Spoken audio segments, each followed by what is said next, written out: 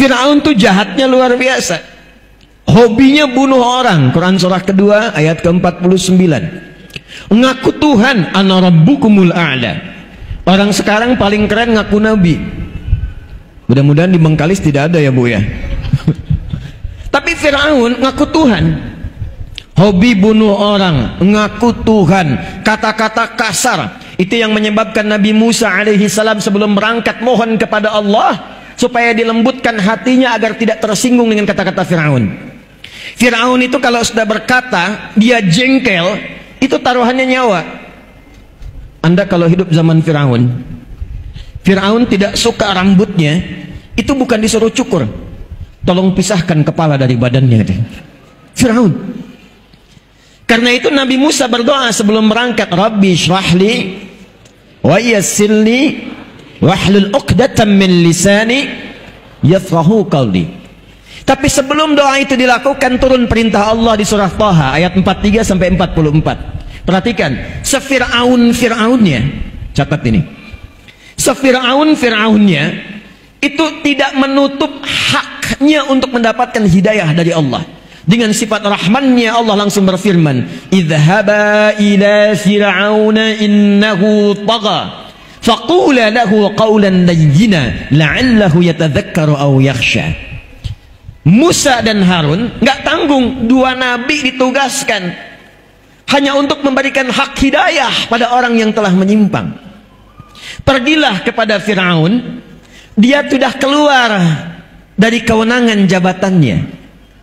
Izin Bu, itu sebabnya nggak disebut namanya, tapi disebut dengan gelarnya.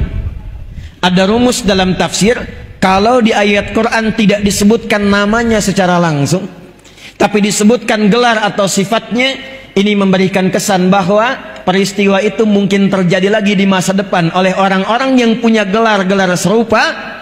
Karena itulah datang hidayah untuk meluruskan supaya tidak terjadi di masa depan. Fir'aun dari kata faraoh, artinya raja yang punya kedudukan, yang memimpin. Maka pesan di ayat ini, hati-hati kalau sudah jadi pimpinan, jadi pemimpin, akan ada potensi-potensi godaan untuk keluar dari kewenangan-kewenangan.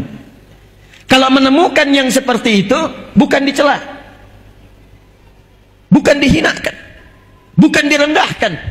Dahsyatnya Al-Quran mengajarkan, katakan dengan kelembutan.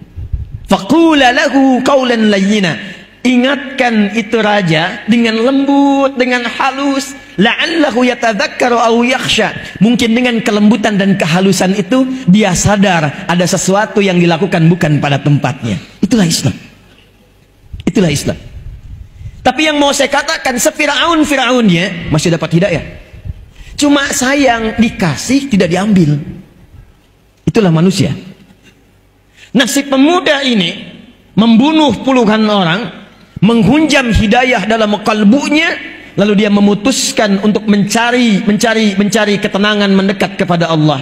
Konsultasi pada seorang kiai, tuan guru pada masa itu. Maka disampaikan oleh tuan guru itu, yang bisa membimbing Anda bukan saya, tapi syekh di tempat fulan. Maka berangkatlah orang itu, diisi di perjalanan dengan memohon ampunan kepada Allah, menyesali dosa-dosanya.